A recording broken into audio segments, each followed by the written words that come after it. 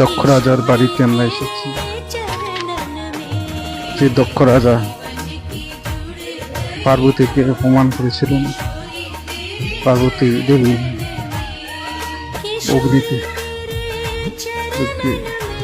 চাপ দিয়ে দেহ ত্যাগ করেছিলেন, সেই দক্ষ রাজার বাড়িতে আমরা এসেছি। দর্শন করুন, আজও সেই বাড়ি আছে।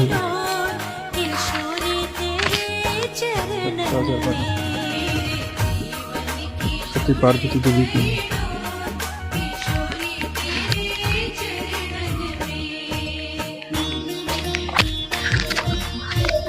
যার কারণে